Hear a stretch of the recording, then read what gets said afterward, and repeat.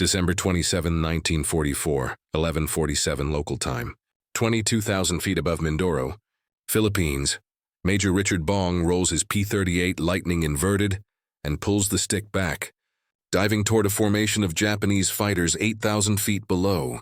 His twin Allison engines scream as he accelerates past 400 miles per hour. The fighters below have no idea he's coming. They're focused on the American bomber formation ahead of them, lining up their attack runs. They have perhaps 15 seconds left to live. Bong watches the target through his gun sight, a Mitsubishi A6M0. The pilot is pulling lead on a B-24 Liberator, closing to firing range. Bong makes calculations automatically. Target airspeed 280 mph, deflection angle 30 degrees, rate of closure 120 mph. His right thumb moves to the trigger. At 400 yards, he fires. 4 50 caliber machine guns and 120mm cannon, all mounted in the nose of the P-38, converge into a single cone of destruction. The burst lasts exactly 1.8 seconds. 36 50 caliber rounds and 7 20mm shells. The Zero disintegrates. Pieces of the aircraft scatter across the sky. The pilot never knew what hit him. Bong pulls out of his dive, climbing back to altitude. His entire attack, from initial roll to climb out, has taken 23 seconds. He's used less than 2 seconds of ammunition. His 40th confirmed kill. This would be his last combat mission. 3 days later, General George Kenney would personally order him to stop flying combat. The order wasn't optional. Bong had become too valuable, too symbolic. He was America's ace of aces, the deadliest fighter pilot the United States had ever produced. His record of 40 confirmed aerial victories was untouchable. But that December morning above Mindoro, executing that final kill with mechanical precision, Bong demonstrated something more important than being deadly. He demonstrated mastery of a problem that had killed hundreds of Allied pilots. He had solved the mathematics of aerial gunnery. Let me tell you about the specific mathematical problem that made aerial combat so lethal for pilots who didn't understand it. The problem that Richard Bong solved better than any other American pilot in World War II. The problem was deflection shooting. And understanding this problem is essential to understanding how a farm boy from Wisconsin became America's greatest fighter ace. Here's the fundamental issue. You're flying at 300 miles per hour.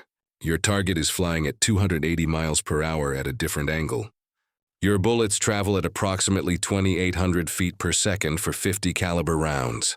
Sounds fast, but at combat ranges of 200 to 400 yards, those bullets take time to reach the target. Between 0.2 and 0.4 seconds. In 0.3 seconds, a target moving at 280 mph travels approximately 123 feet. If you aim directly at the target, your bullets will pass through empty air behind where the target was when you fired. You must aim ahead of the target. You must lead the target by the exact amount it will travel during your bullet's time of flight. This calculation must account for multiple variables simultaneously. Your own velocity, the target's velocity, the angle between your flight path and the target's flight path, the range to target, the ballistic trajectory of your ammunition accounting for gravity drop and air resistance.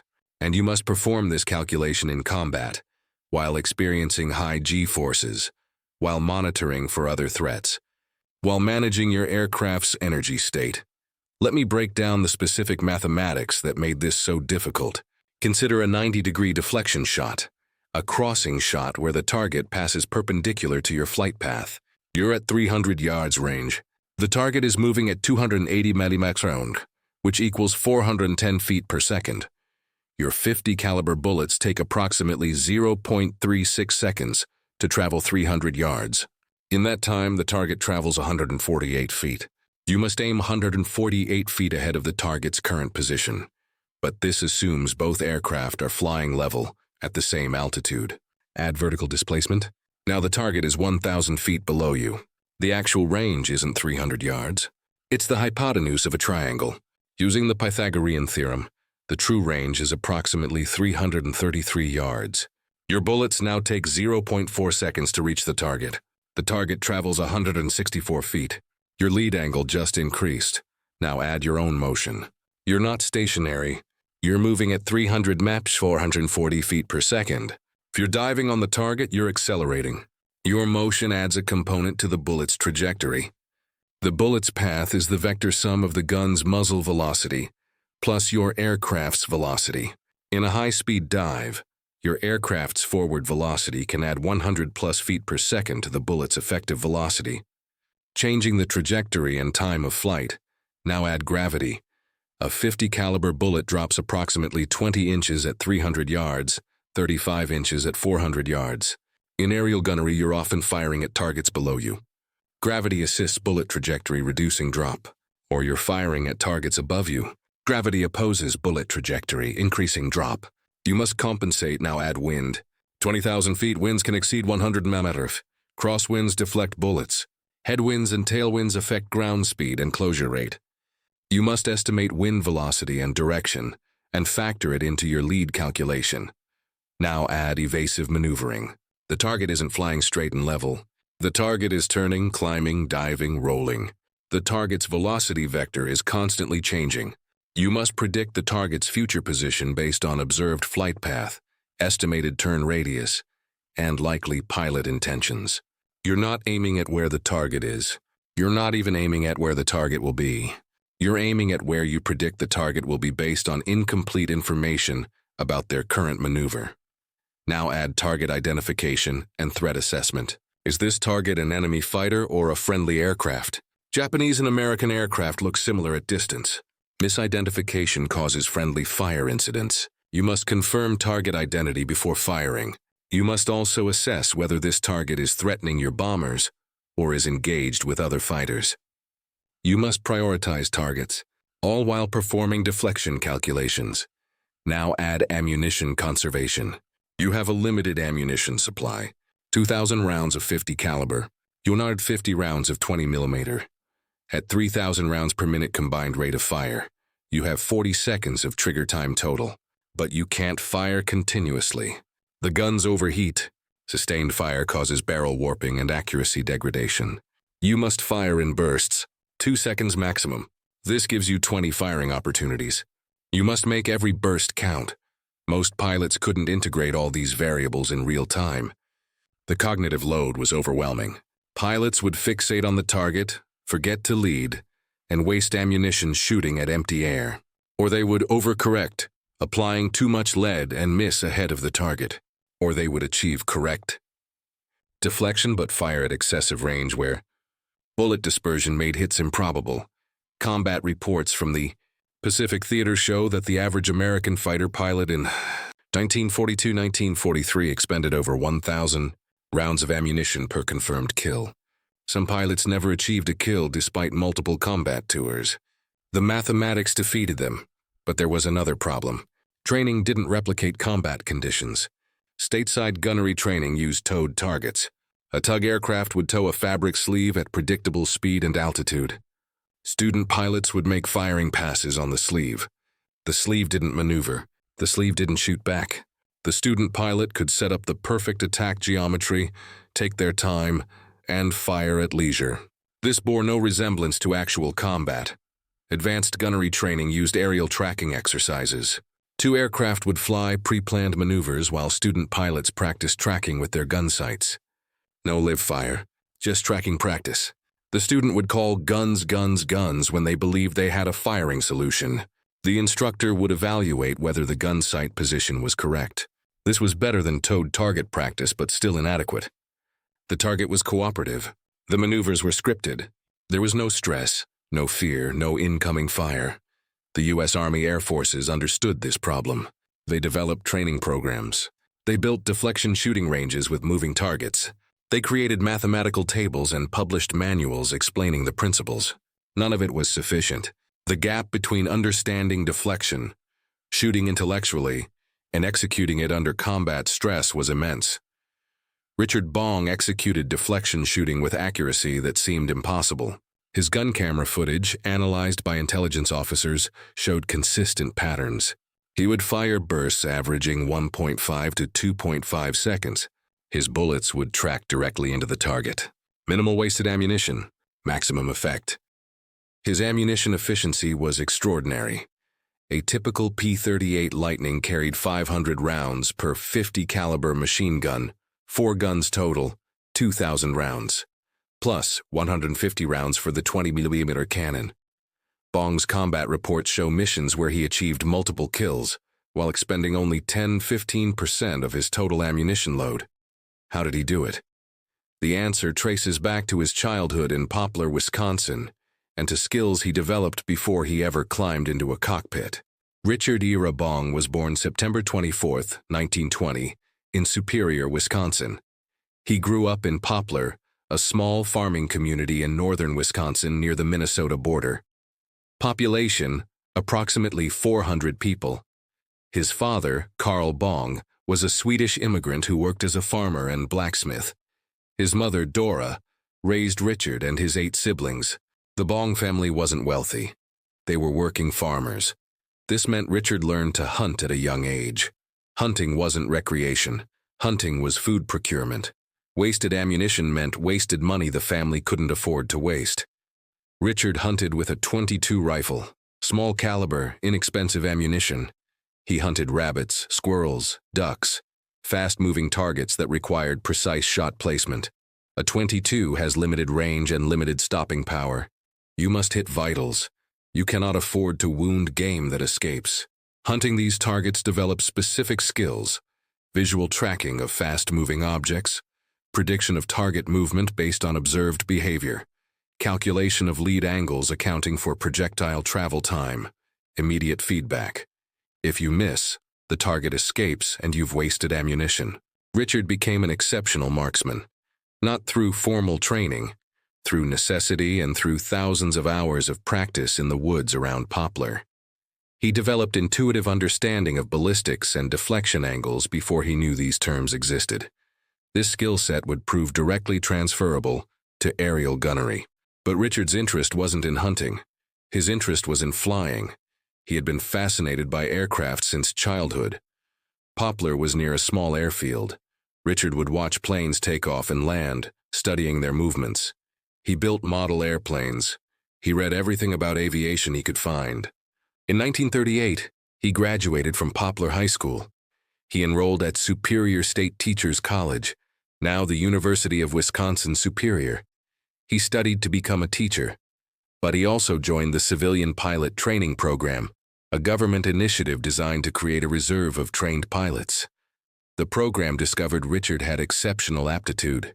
He was a natural pilot. Instructors noted his smooth control inputs, his spatial awareness, his ability to land in challenging conditions.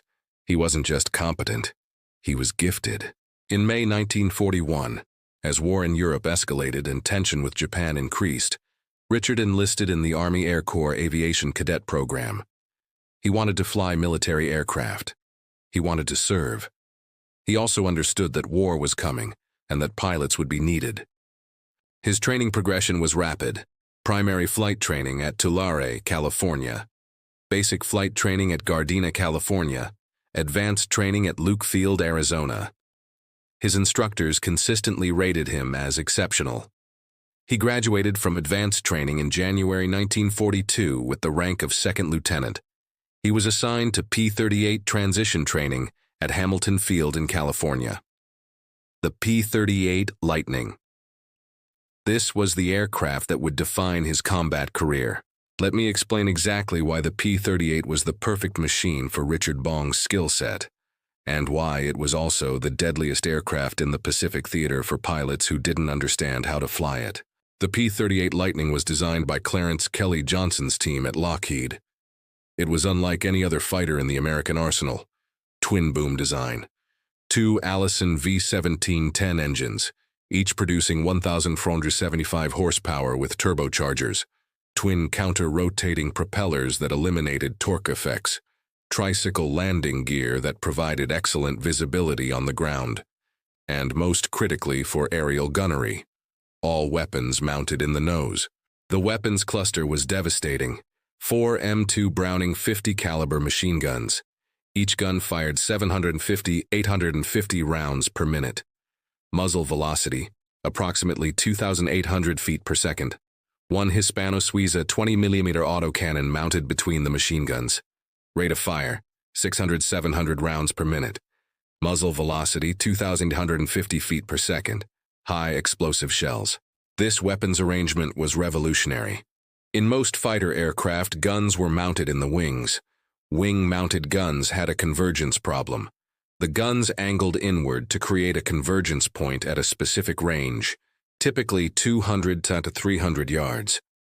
Fire at targets closer than convergence, your bullets spread too wide. Fire at targets beyond convergence, your bullets cross and spread again. There was an optimal firing zone. Outside that zone, your effectiveness decreased dramatically. Let me explain exactly why convergence was such a problem. Consider a fighter with 650 caliber guns, 3 in each wing. The wing guns are mounted approximately 15 to 20 feet apart, measuring from the center line of the fuselage. To create a convergence point at 300 yards, each gun must be angled inward by approximately 1.9 degrees. At 200 yards, the bullet streams from the left wing and right wing are still converging. The pattern diameter at 200 yards is approximately 10 to 12 feet.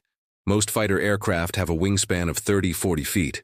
You can hit the target, but you're spreading your fire across a large area. You might score a few hits, but most bullets miss. At 300 yards, convergence point, the bullet streams cross. The pattern diameter collapses to approximately 3 to 4 feet. This is optimal. If the target is centered in your gun sight at 300 yards, all 6 guns concentrate fire on a small area. Maximum probability of lethal damage. At 400 yards, the bullet streams have crossed and are diverging. The pattern diameter at 400 yards is approximately 8-10 feet. Again, you can hit the target, but effectiveness is reduced. You're back to spreading fire across a large area. This meant wing gun fighters had a narrow optimal engagement envelope. You had to close to between 250 and 350 yards for maximum effectiveness. Closer or farther, your lethality decreased. This created tactical constraints. You had to maneuver to achieve optimal range. Japanese Zero pilots understood this. They would attempt to force American fighters into engagements outside optimal convergence range. The P-38's nose-mounted guns had no convergence issue. They fired straight forward in parallel. The bullet streams never converged or diverged beyond the natural spread from the weapons. This meant the P-38 was equally effective at 100 yards or 500 yards. The pilot could fire at any range and know his bullets would track directly along his line of sight. The ballistic pattern was different too. Wing-mounted guns created an X pattern at convergence. Bullets from the left wing and right wing crossed at the convergence point. Beyond convergence, the pattern split into 2 diverging streams. The P-38's nose-mounted guns created a circular pattern centered on the gun sight reticle. All bullets traveled parallel paths with minor dispersion from barrel wear and vibration. This circular pattern was more effective for achieving critical hits on enemy aircraft. Fighter aircraft have vulnerable areas: the engine, the fuel tanks, the cockpit, the control surfaces. Hitting these areas causes catastrophic damage. Hitting non-critical areas like wingtips or tail sections causes minor damage that the aircraft can survive. The P-38's concentrated fire pattern meant a higher percentage of rounds impacted critical areas. A 2-second burst from the P-38, approximately 100 rounds of 50 caliber plus 20 rounds of 20 mm, would impact within a circle approximately 6 feet in diameter at 300 yards. A Japanese Zero fighter has a fuselage length of approximately 29 feet and a wingspan of 39 feet. The P-38's fire pattern, centered on the Zero's fuselage, would devastate the engine, cockpit, and fuel tank area. The Zero would not survive. Compare this to a wing gun fighter firing the same 2-second burst at 300 yards. The convergence pattern might achieve similar concentration at optimal range. But if the range estimate is wrong, if the target is at 250 yards or 350 yards instead of 300 yards, effectiveness drops dramatically. The P-38 pilot didn't need to worry about range estimation for convergence purposes. He only needed to worry about deflection and bullet drop. There was another advantage. The nose-mounted guns were easier to bore sight and maintain. Bore sighting is the process of aligning the gun barrels with the gun sight reticle. Wing-mounted guns required careful adjustment of each gun's mounting angle to achieve proper convergence. If the guns were improperly aligned, convergence would occur at the wrong range, or the pattern would be skewed. Ground crews had to repeatedly test fire and adjust each gun individually. The P-38's nose-mounted guns were fixed parallel to the fuselage center line. Bore sighting required aligning each gun with the gun sight reticle. No convergence angles, no complex angular calculations, simpler maintenance, more reliable alignment. This meant the P-38's guns stayed properly aligned longer than wing-mounted guns that required frequent convergence adjustment.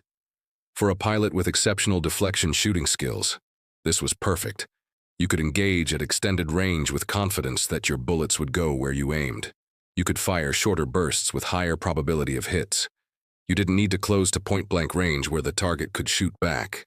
But the P-38 had dangerous characteristics that killed dozens of American pilots during training and early combat operations.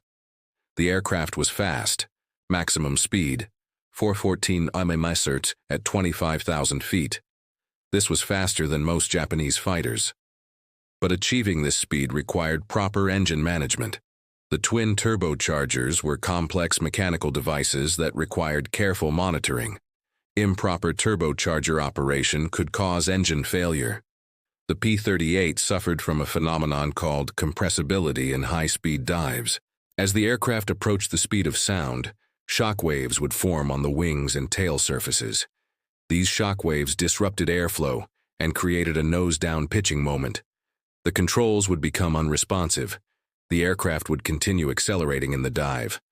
Pilots who encountered compressibility often couldn't recover. The aircraft would impact the ground at speeds exceeding 500 km/h.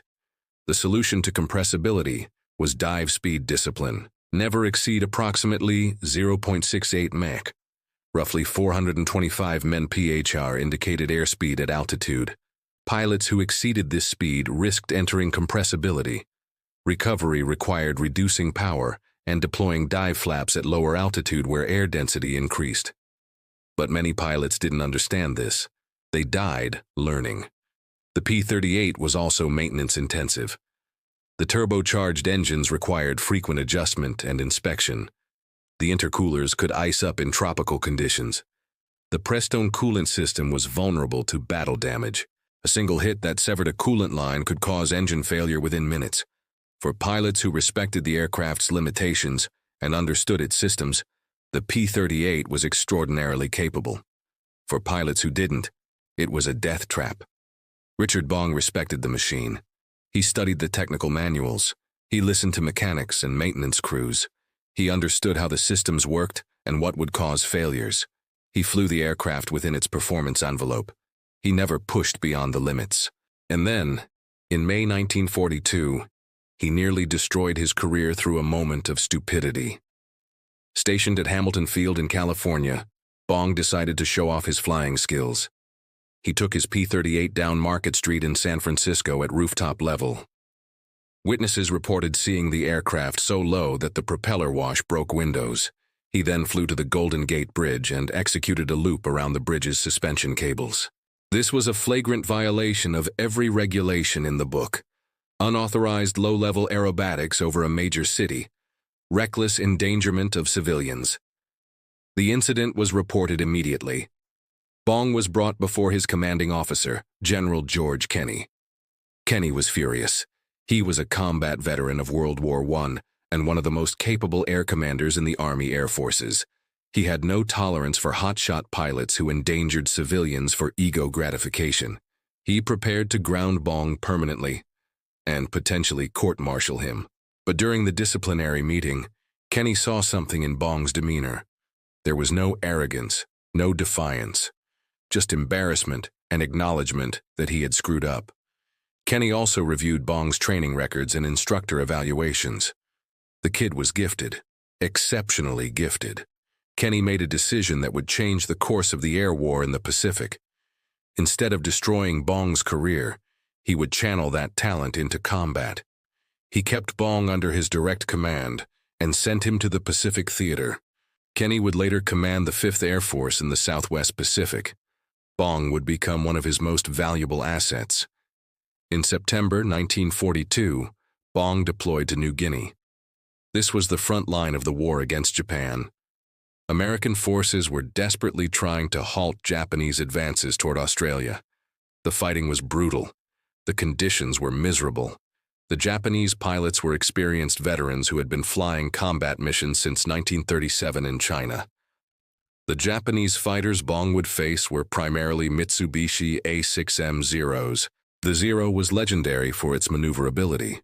It could outturn any Allied fighter in service in 1942.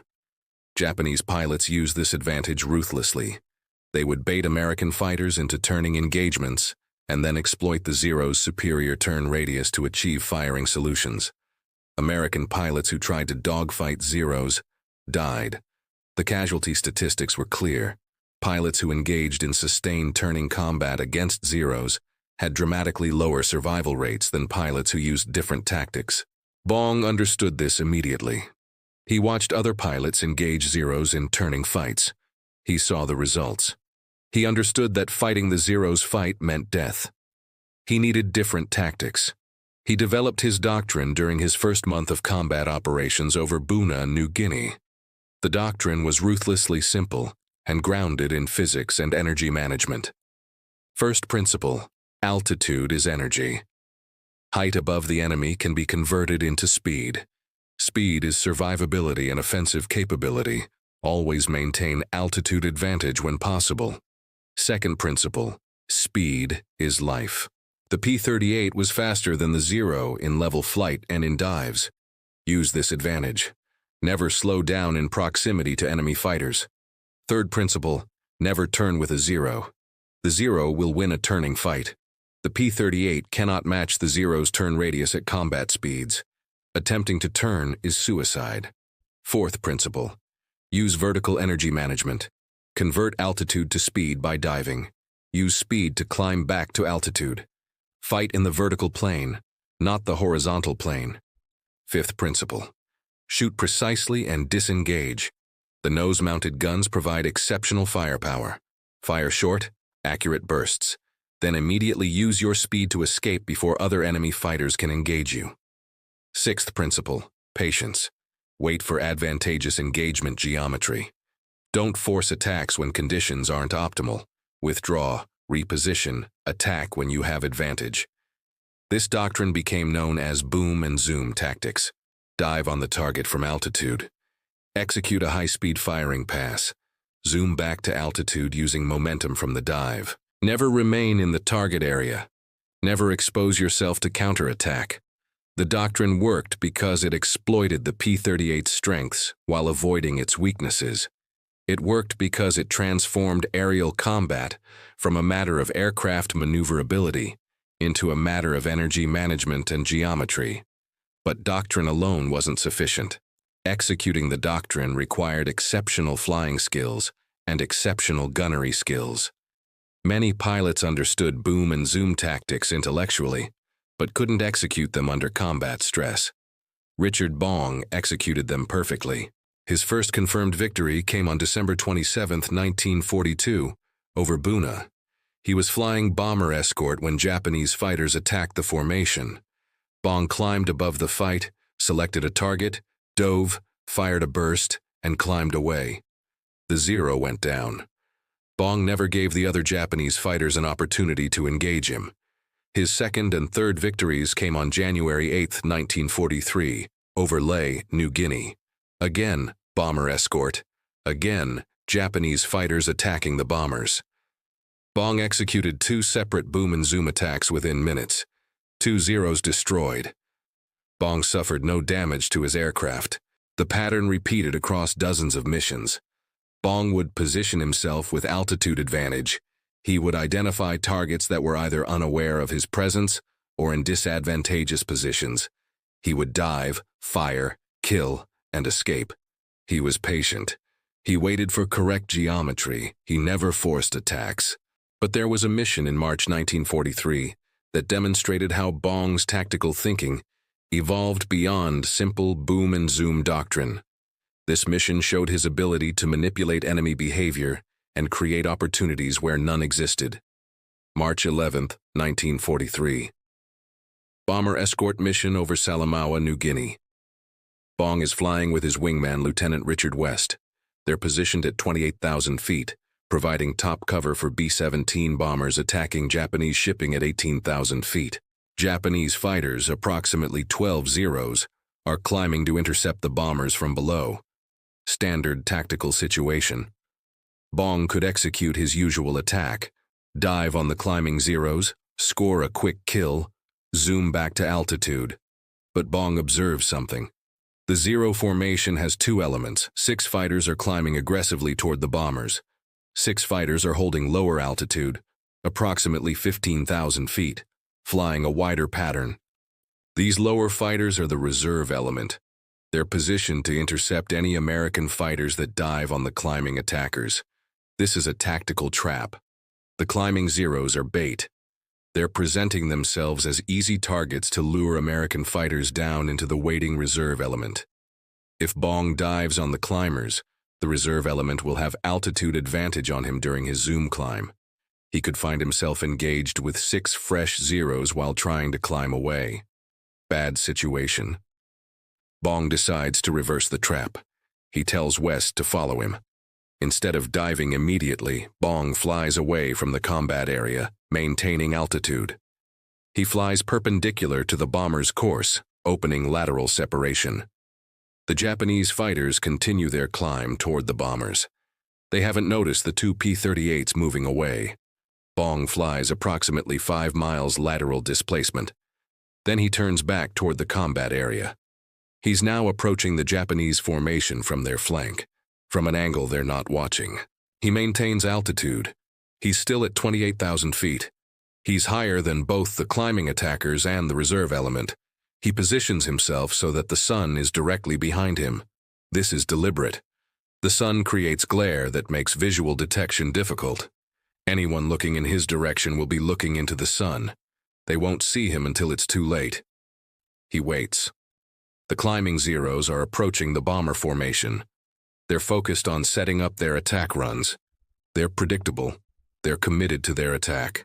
They can't break off without exposing themselves to bomber defensive fire. The reserve element below is watching for American fighters diving from above the bombers. They're not watching their own flank. They don't expect threats from lateral angles. Bong rolls into his dive. He's not diving on the climbing attackers. He's diving on the reserve element. The 6 Zeros at 15,000 feet that thought they were the trappers. He accelerates past 400 Mallarma.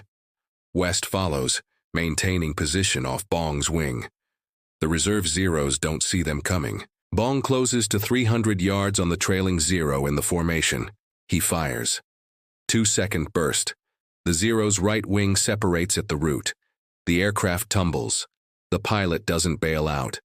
The other 5 Zeros in the reserve element break formation. They're panicking.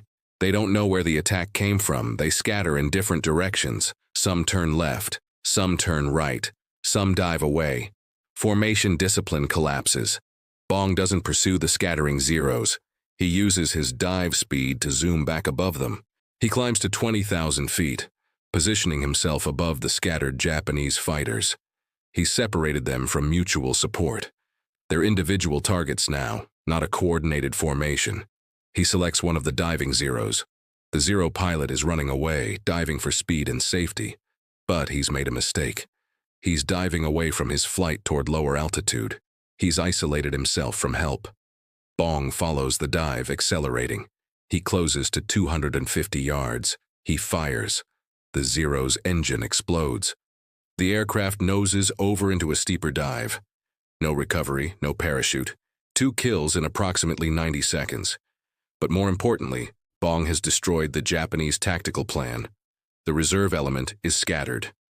The climbing attackers, seeing their reserve element destroyed, break off their attack on the bombers. They dive away, escaping before they can be engaged. The bombers complete their attack runs without interference. This mission demonstrated tactical sophistication beyond mechanical application of boom and zoom doctrine. Bong identified the enemy's tactical setup. He recognized the trap. He deliberately created lateral separation to approach from an unexpected angle. He used sun position for concealment. He attacked the reserve element instead of the obvious attackers, collapsing the enemy's entire tactical plan. This was chess, not checkers. His squadron mates began to notice. Other pilots would engage in extended dogfights, burning fuel, expending ammunition, sometimes achieving kills, sometimes getting shot down. Bong would make a single pass, achieve a kill, and return to base with most of his ammunition remaining. Major Thomas Lynch, another ace who flew with Bong's unit, described Bong's technique as surgical. Bong didn't spray ammunition hoping for hits. He positioned carefully, aimed precisely, fired briefly, and moved on. His gun camera footage showed remarkable consistency. Short bursts, accurate fire, immediate disengagement. The effectiveness of Bong's gunnery traced back to his deflection shooting ability. Let me explain exactly what made his deflection shooting so effective compared to other pilots. Standard deflection shooting training in 1942-1943 used a simplified method. Pilots were taught to use the gun sight reticle to estimate lead angles. The gun sight had concentric circles marked with mil measurements. Pilots would estimate target angular velocity and apply lead based on range.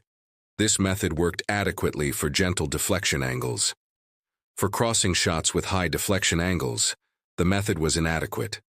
The pilot had to estimate multiple variables simultaneously while maneuvering at high G-forces. The margin for error was enormous. Bong didn't use the standard method. He used something more sophisticated. He tracked the target visually, predicted its future position based on observed flight path and speed, and pointed his aircraft at that future position. He didn't consciously calculate lead angles. He processed the information intuitively and positioned his aircraft accordingly. This ability came from his hunting background. Shooting flying ducks with a .22 rifle requires identical skills: visual tracking, movement prediction, lead calculation, precise trigger control. Bong had practiced these skills thousands of times as a teenager in Wisconsin.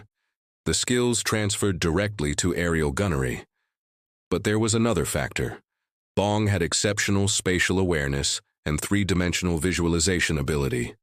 He could track multiple aircraft simultaneously, predict their future positions, and identify advantageous attack geometry instinctively. This wasn't learned. This was innate talent combined with experience. By mid-1943, Bong's victory count was rising rapidly. He achieved ace status in April 1943, with his 5th confirmed kill. By July, he had 10 victories. By September, 15 victories. His tactics were being studied and adopted by other pilots in the 5th Air Force. To understand how exceptional Bong's achievement was, we need to compare him to other successful American aces in the Pacific Theater. The comparison reveals just how far above average Bong performed. Major Thomas McGuire was the 2nd highest scoring American ace, with 38 confirmed victories. McGuire was aggressive, skilled, and fearless. He flew with the same 5th Air Force units as Bong. He flew the same P-38 Lightning. He used similar tactics.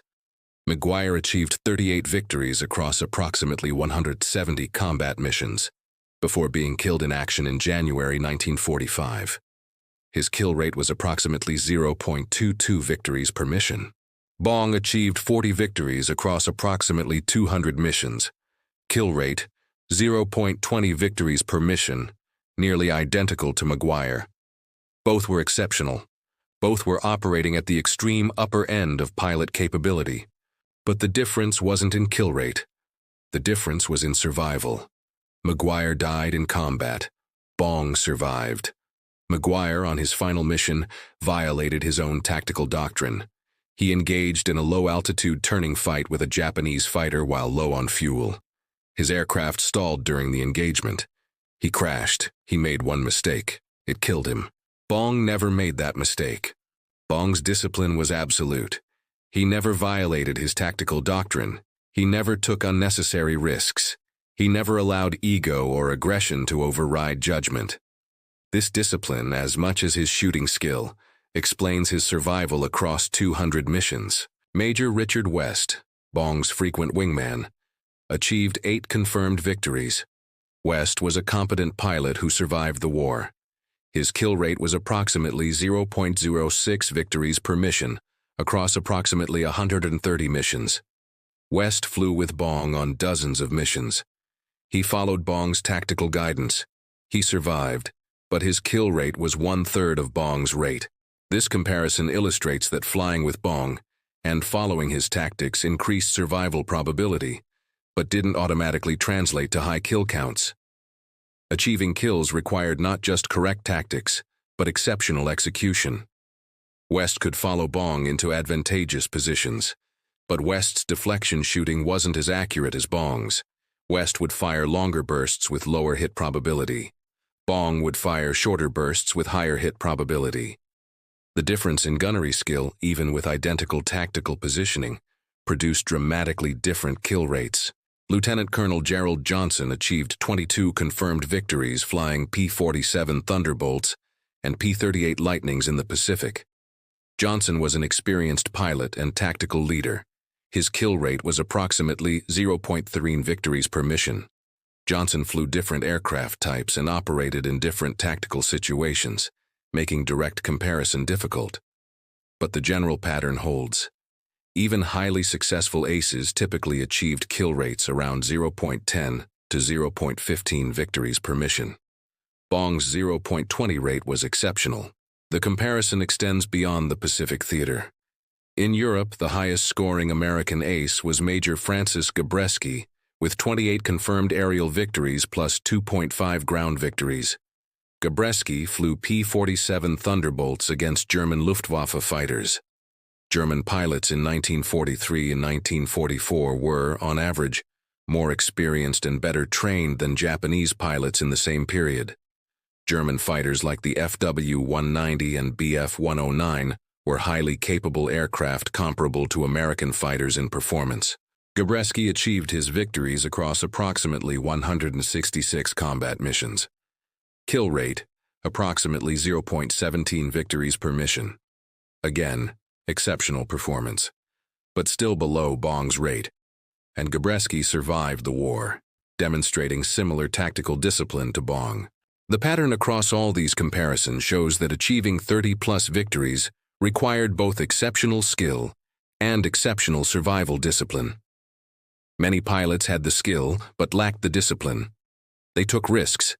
They pushed beyond their aircraft's capabilities. They got killed. Other pilots had the discipline but lacked the exceptional skill. They survived but achieved modest kill counts. Bong had both. Exceptional deflection shooting skill that produced high kill rates per mission, and exceptional tactical discipline that prevented him from taking unnecessary risks.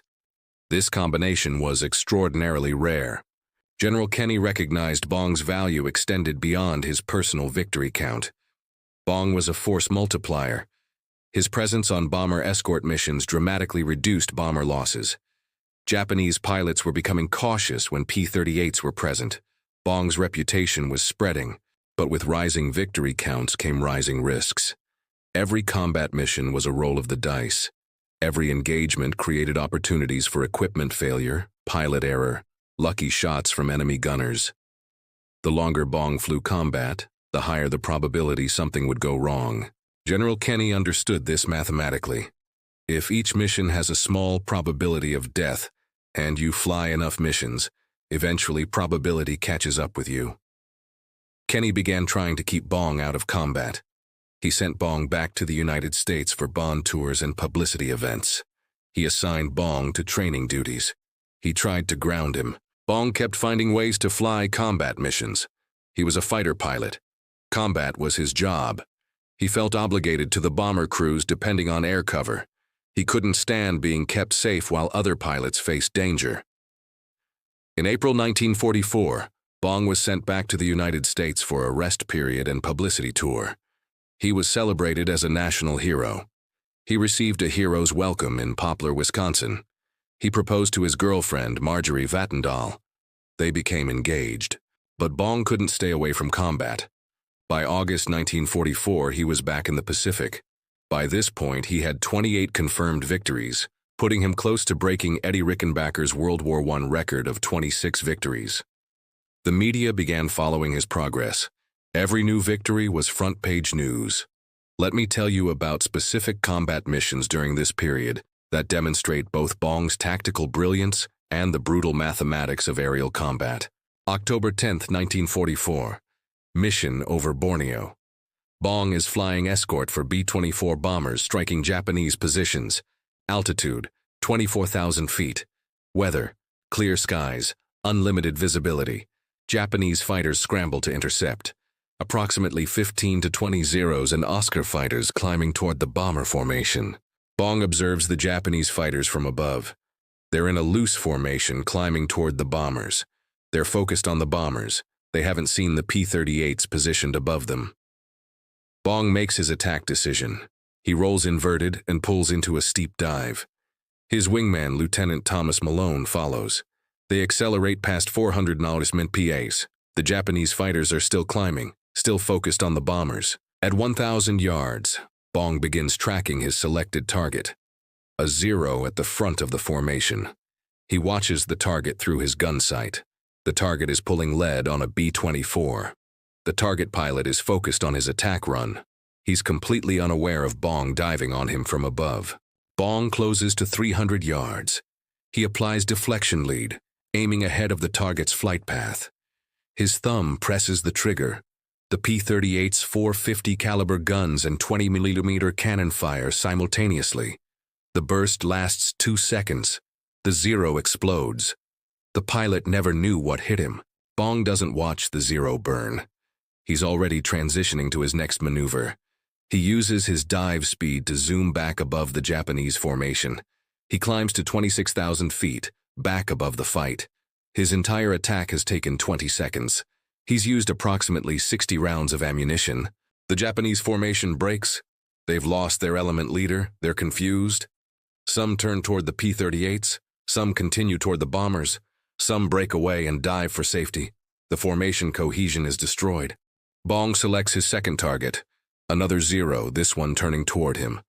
But the Zero is below him. The Zero is slow. The Zero pilot is climbing, trying to engage. This is a mistake. The Zero pilot has given away his energy state by climbing.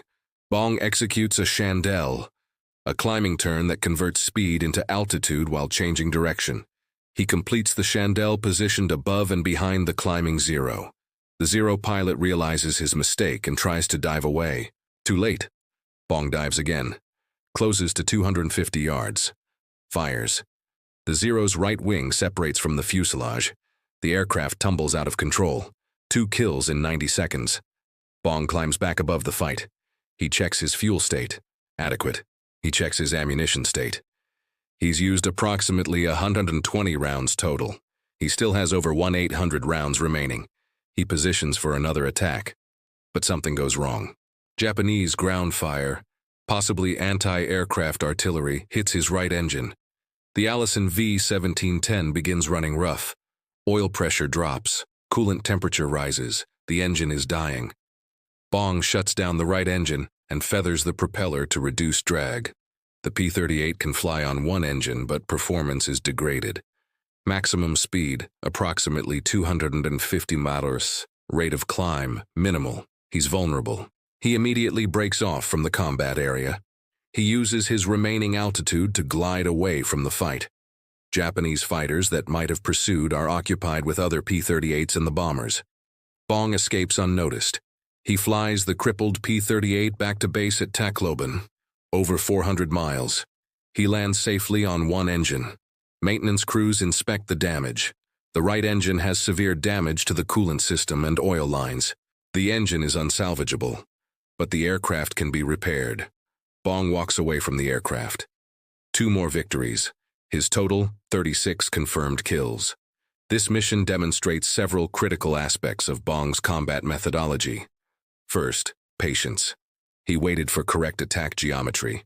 He didn't force an attack when conditions weren't optimal. Second, precision. He used minimal ammunition to achieve maximum effect. Third, awareness. He constantly monitored his energy state, fuel state, ammunition state, and tactical situation. Fourth, discipline. When his aircraft was damaged, he immediately broke off and escaped. He didn't try to continue fighting with degraded capability. These weren't exceptional skills unique to this mission. These were standard operating procedures for Richard Bong in combat. This was how he approached every engagement. The consistency was what made him so effective. November 11th, 1944. Mission over Ormoc Bay, Philippines. Japanese reinforcement convoy under attack by American aircraft. Heavy anti-aircraft fire from the ships. Japanese fighters providing air cover. Bong is flying top cover for the attack aircraft. He observes 3 Zeros climbing to intercept the dive bombers. The Zeros are in a V formation, climbing aggressively.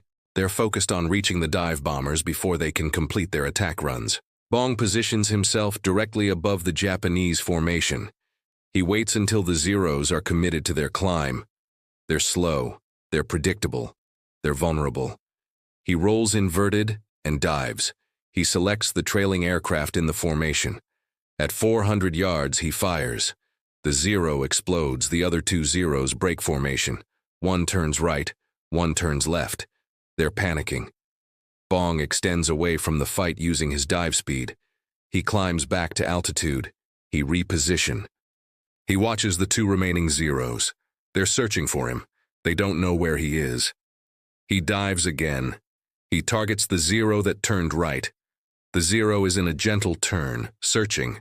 The pilot is looking in the wrong direction. Bong closes to 300 yards. He fires. The Zero's canopy shatters. The aircraft noses over into a vertical dive. No parachute. 2 more kills. His total, 38 confirmed victories. 2 victories from breaking Eddie Rickenbacker's World War I record. 2 victories from becoming America's highest-scoring ace in history. The pressure was immense. Media attention was intense. Every mission was front-page news. Every victory was analyzed and celebrated. The weight of expectations was substantial. December 15, 1944. Mission over Mindoro, Philippines. Bong shoots down a Japanese Oscar fighter. His 39th victory. 1 away from breaking the record. December 17, 1944. Mission over Mindoro. Bong shoots down another Oscar fighter. His 40th victory. He has broken Eddie Rickenbacker's record. He is now America's highest-scoring ace in history. General Douglas MacArthur personally awards him the Medal of Honor in December 1944. The citation reads, "For conspicuous gallantry and intrepidity in action, above and beyond the call of duty, in the Southwest Pacific area, from October 10th to November 15th, 1944. Though assigned to duty as gunnery instructor and neither required nor expected to perform combat duty, Major Bong voluntarily, and at his own urgent request, engaged in repeated combat missions, including unusually hazardous sorties over Balikpapan, Borneo, and in the Leyte area of the Philippines. His aggressiveness and daring resulted in his shooting down 8 enemy airplanes during this period. But the medal and the record meant something else. They meant General Kenny could finally ground him permanently. Bong was too valuable to risk losing. He was a national symbol. His death in combat would be a propaganda disaster. On December 27, 1944, Bong flies his final combat mission, the mission over Mindoro, where he achieves his 40th kill. 3 days later, General Kenny orders him to stop flying combat. The order is final. Bong is going home. Richard Bong had flown approximately 200 combat missions. He had achieved 40 confirmed aerial victories. He had never been shot down. He had never been wounded. He had survived odds that had killed hundreds of other pilots. The mathematics of his achievement are staggering.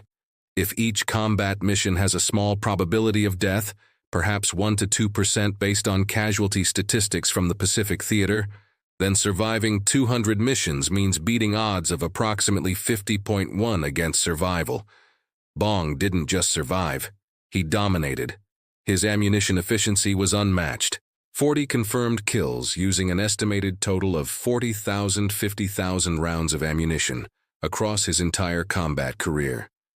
This averages to approximately 1,250 rounds per kill, compared to the theater average of over 2,000 rounds per kill for other P-38 pilots.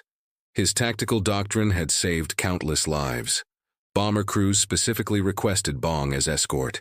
His presence on escort missions reduced bomber losses by measurable percentages.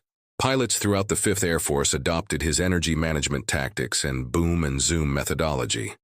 But his war was over. He returned to the United States in January 1945. He married Marjorie Vattendahl in February 1945. He was assigned to test pilot duties. The Army Air Forces wanted his expertise in evaluating new aircraft. In particular, they wanted his evaluation of the new Lockheed P-80 Shooting Star, America's first operational jet fighter. Let me tell you about the transition from piston fighters to jets, and why this transition would kill Richard Bong. The jet engine represented a revolution in aviation. Piston engines had limitations. They required complex mechanical systems with thousands of moving parts. Propellers became less efficient at high speeds. Performance dropped at high altitudes. The jet engine bypassed these limitations.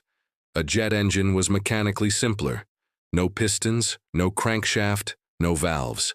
Just a compressor, a combustion chamber, and a turbine. Air enters the front. Fuel burns in the combustion chamber. Hot exhaust gases spin the turbine, which drives the compressor. Thrust is produced by accelerating exhaust gases out the back. The advantages were dramatic.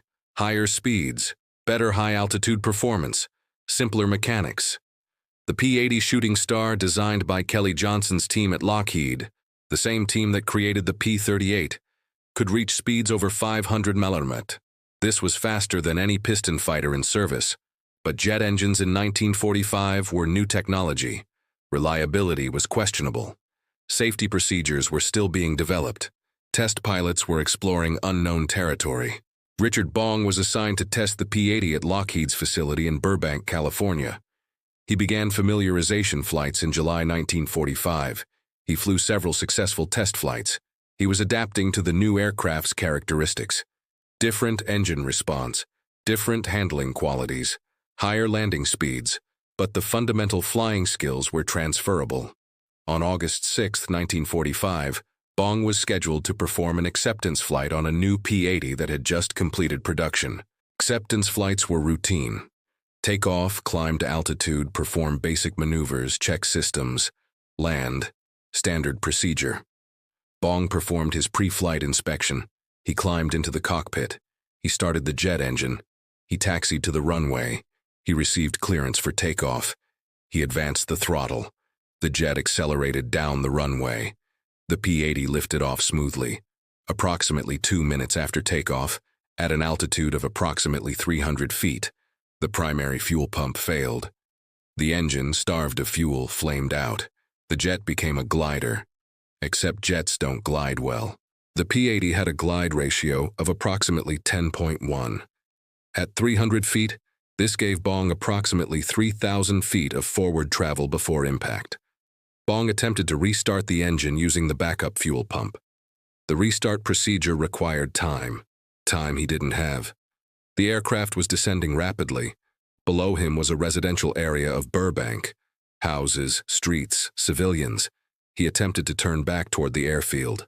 The turn bled off airspeed and altitude. The aircraft was too low. He couldn't make it back to the runway. He had one option, bail out. He jettisoned the canopy. He prepared to eject. But the P-80 was too low. Ejection seats didn't exist in 1945. Bailout required climbing out of the cockpit, clearing the aircraft, and deploying the parachute manually. This required altitude and time. Bong didn't have either. The aircraft impacted the ground at high speed. The impact destroyed the aircraft and killed Bong instantly. He was 24 years old. The official accident investigation concluded that the cause was fuel pump failure, a mechanical defect in a new production aircraft. Nothing Bong could have prevented. Nothing he could have done differently with the altitude and time available. The date was August 6, 1945. The same day the Enola Gay dropped the atomic bomb on Hiroshima, Japan. The news of Bong's death was buried on inside pages of newspapers. The front pages were dominated by the atomic bomb. The deadliest fighter pilot in American history died on the day that transformed warfare and made his type of combat obsolete. The irony was profound.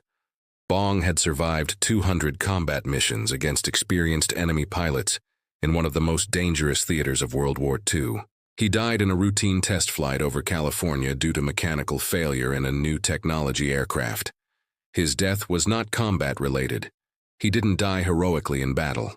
He died because a fuel pump failed at the worst possible moment. Random chance, bad luck.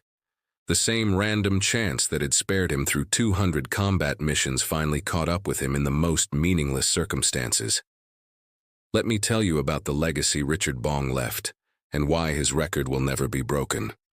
Richard Bong's record of 40 confirmed aerial victories has stood for 80 years. It remains the American record. No American pilot has approached it since World War II, and no American pilot ever will. The reason is simple. The nature of aerial combat has changed fundamentally. Modern air combat is fought at beyond visual range with radar-guided missiles. Engagements occur at distances of 20 to 40 miles. Pilots never see their targets. They fire missiles guided by radar and onboard computers. The kill is confirmed by radar, not by visual observation. Even when modern fighters engage in close-range combat, the weapons are heat-seeking missiles or cannon fire, controlled by computer fire control systems. The pilot doesn't aim manually. The computer calculates deflection angles and firing solutions. The pilot just authorizes weapons release. The close-range, visual-range dogfighting that characterized World War II air combat is extinct. The skills Richard Bong mastered, manual deflection shooting, energy management, visual target tracking, these skills are no longer relevant. Modern combat is about systems management and situational awareness, not stick-and-rudder flying skills. This means the ace era is over. The era of individual pilots achieving high victory counts through personal skill and courage is finished. Modern warfare doesn't produce aces. Modern warfare produces systems operators. Bong's record represents the pinnacle of a type of warfare that no longer exists. He was the best practitioner of a specific skill set at the specific moment in history when that skill set determined aerial combat outcomes. That moment has passed. The record stands because the conditions that created it cannot recur. But Bong's legacy extends beyond his victory count. His tactical doctrine influenced American fighter tactics for decades. The energy management principles he demonstrated, altitude advantage, speed advantage, vertical maneuvering, these principles remained relevant through the jet age and into modern air combat. The boom and zoom tactics Bong perfected were used by F-86 Sabre pilots in Korea against MiG-15s. They were used by F-4 Phantom pilots in Vietnam. They were adapted for modern fighter aircraft like the F-15 and F-16. The fundamental physics haven't changed. Energy management is still essential. Altitude is still convertible to speed. Speed is still life. Bong's gunnery methodology also influenced training programs. His emphasis on deflection shooting precision. His focus on short, accurate bursts rather than spraying ammunition. His patience in waiting for advantageous attack geometry. These principles became standard instruction in fighter weapons schools. The Richard WWII Bong Veterans Historical Center in Superior, Wisconsin, opened in 2002, commemorates his life and achievements. The center houses his Medal of Honor, his flight gear, photographs, documents, and a restored P-38 Lightning painted to represent his aircraft, Marge. Multiple military installations and geographic features are named after him. Bong State Recreation Area in Wisconsin, Richard Bong Airport in Superior, Wisconsin, Mount Bong in Antarctica. But perhaps the most significant aspect of Bong's legacy is what he represented to the pilots who flew with him and to the American public during the war. He was not the stereotypical fighter ace. He wasn't arrogant. He wasn't a showman. He didn't seek publicity or glory. He was quiet, modest, focused on duty. He saw his role as protecting bomber crews and supporting ground troops. He viewed his victories as a byproduct of doing his job effectively, not as the primary goal. This attitude was reflected in his letters to Marjorie and in accounts from fellow pilots. Major Thomas Lynch, who achieved 20 victories before being killed in action in March 1944, described Bong as the most competent pilot I have ever seen, but also the most unassuming. General George Kenney wrote in his memoirs that Bong never hunted for publicity, never boasted about his victories, and always gave credit to his fellow pilots and to his aircraft. This combination of extraordinary skill and genuine humility made Bong a hero in the truest sense. He represented the ideal of the citizen soldier, the ordinary American who, when called upon, performed extraordinary service and then returned to ordinary life without expecting special treatment. His death reinforced this image. He didn't die in glorious combat. He died doing his duty as a test pilot, helping to develop technology for future pilots. There was no dramatic last stand, no final heroic sacrifice, just a mechanical failure and a tragic accident. In some ways, this makes his story more compelling, not less. Bong's heroism wasn't about seeking glory or achieving a record.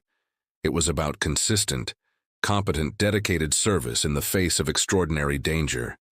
Day after day, mission after mission, he did his job with excellence and humility. Let me conclude with the mathematics that defined Richard Bong's career, and that explain why his achievement was so exceptional. 40 confirmed aerial victories. This represents 40 separate engagements where Bong successfully positioned his aircraft, executed his attack, scored lethal hits, and survived to claim the kill. 40 times he solved the mathematics of deflection shooting under combat stress. 40 times he outflew experienced enemy pilots. 40 times he bet his life and won. 200 combat missions. Assuming each mission had an average duration of 2 hours, this represents 400 hours of flight time in combat conditions.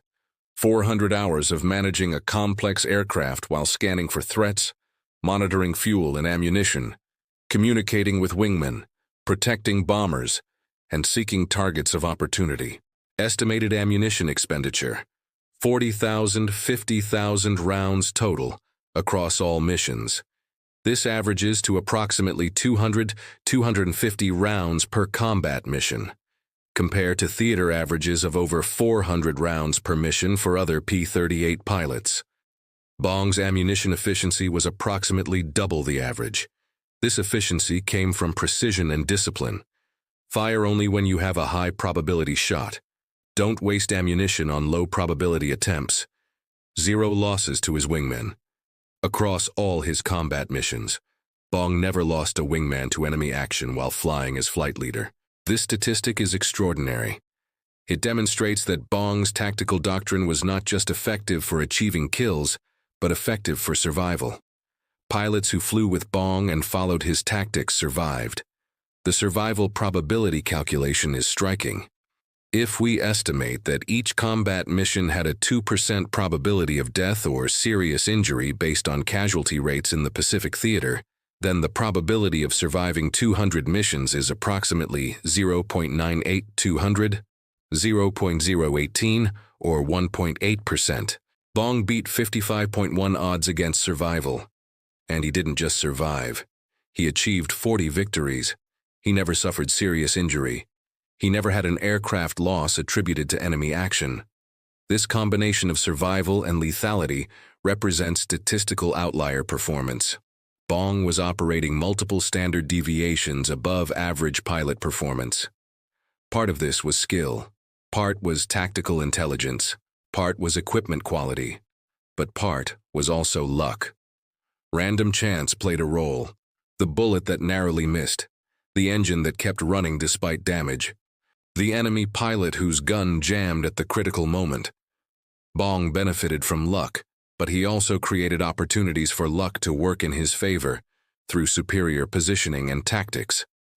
In the end, Richard Bong's achievement comes down to a simple formula: exceptional innate talent for spatial reasoning and hand-eye coordination, developed through years of hunting and early flight training, combined with thorough technical knowledge of his aircraft and its systems, combined with tactical intelligence and discipline that allowed him to exploit advantages while avoiding enemy strengths, combined with courage and dedication that drove him to fly combat missions even when he could have stayed safe, combined with luck that kept him alive when probability said he should have died.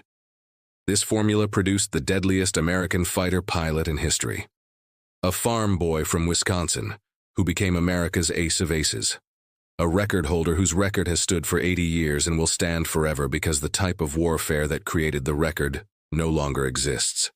Richard Ira Bong, born September 24, 1920, died August 6, 1945, age 24.